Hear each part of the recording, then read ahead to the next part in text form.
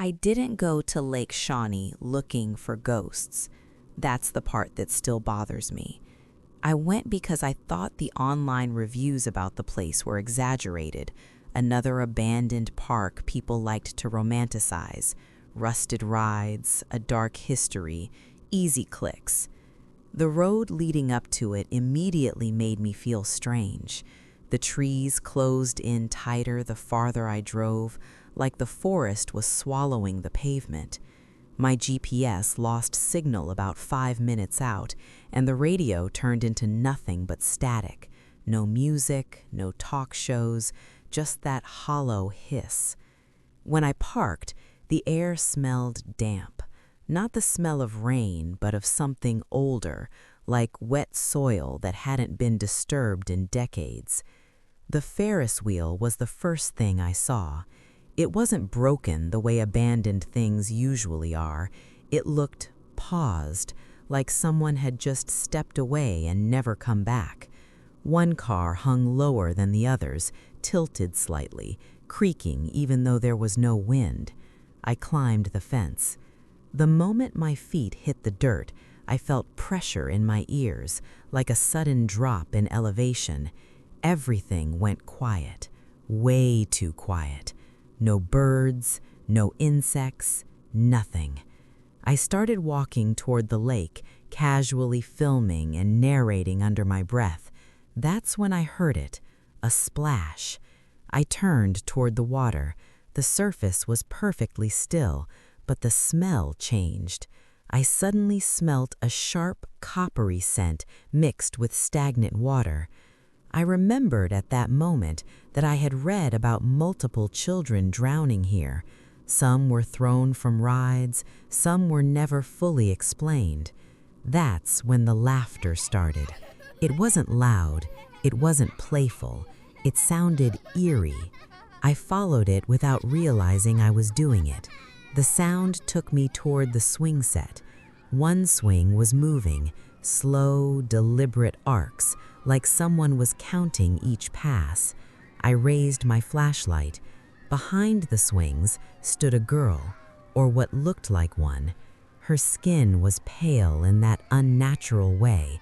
Her dark hair hung in strands, plastered to her forehead, and she wore a pink dress.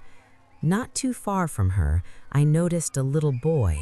His body looked unnatural, like it had been underwater for decades. He looked wet, but he wasn't dripping. He seemed to be leaking. When he smiled at me, water poured from his mouth.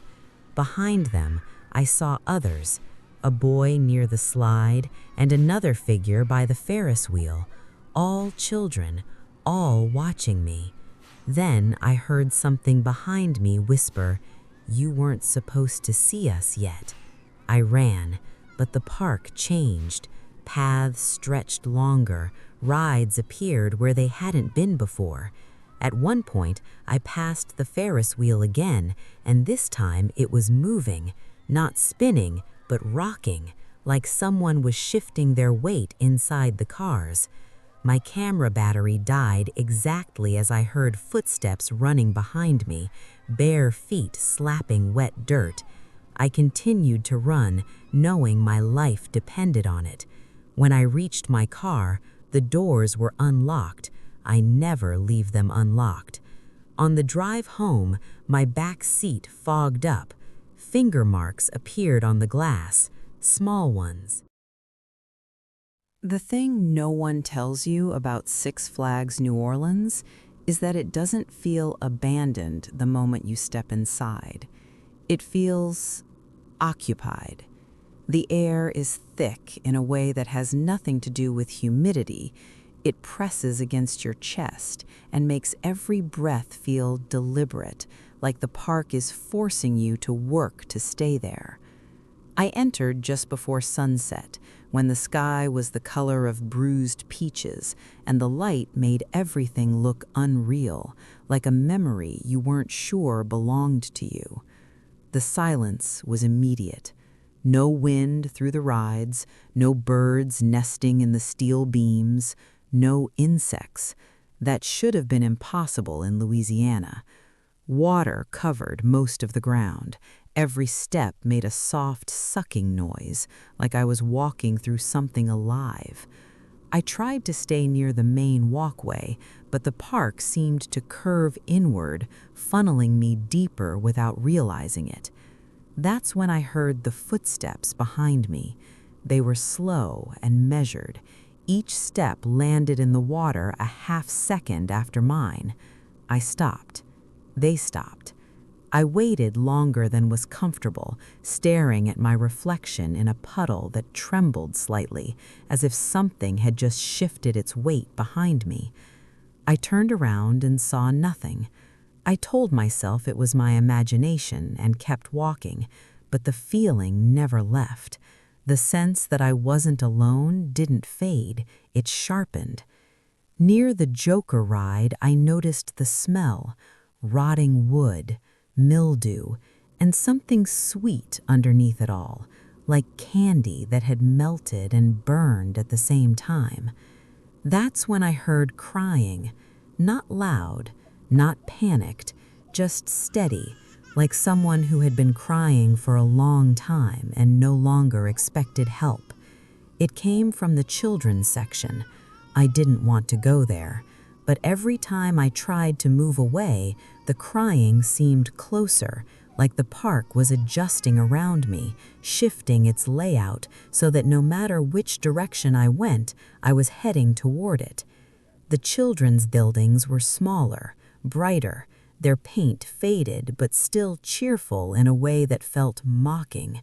Cartoon animals smiled from the walls, their eyes warped by water damage, their faces cracked like they'd been screaming and frozen that way. Inside the first building, the silence stopped. The silence was worse. I noticed handprints on the walls, small ones. Some were smeared downward, others pressed flat, fingers splayed wide as if whoever made them had been bracing themselves. Then the lights turned on. They didn't flicker at first, they just came on.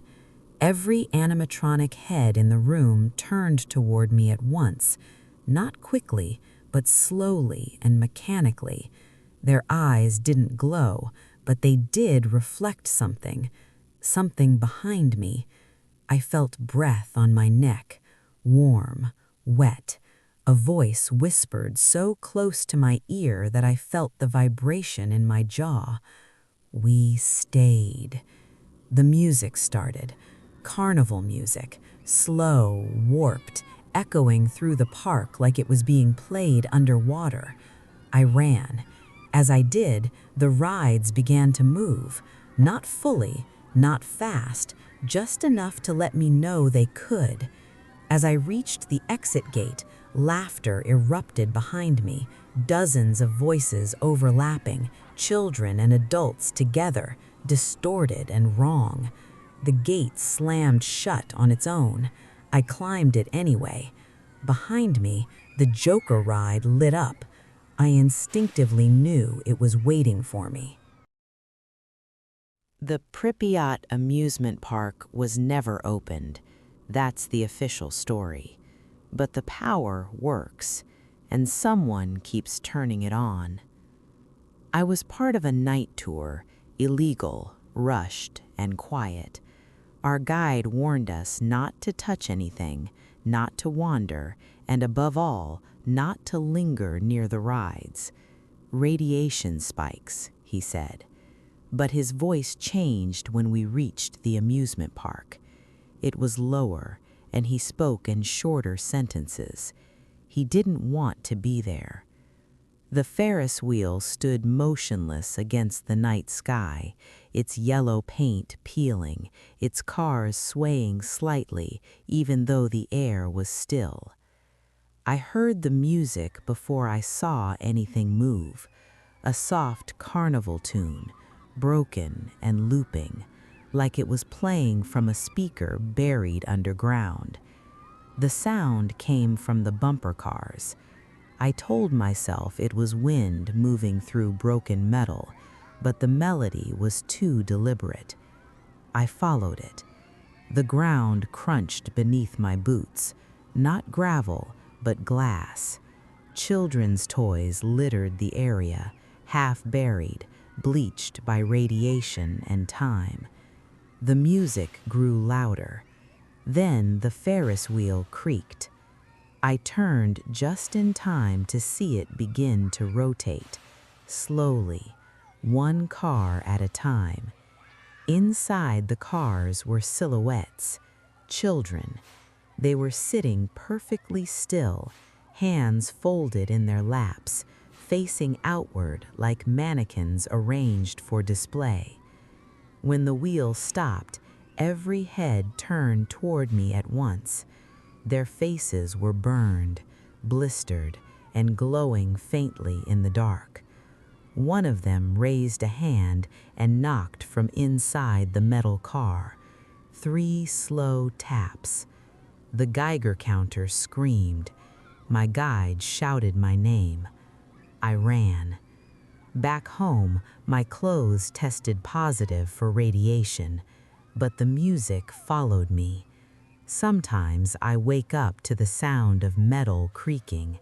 Sometimes I hear laughter outside my door. And worst of all, sometimes I hear knocking.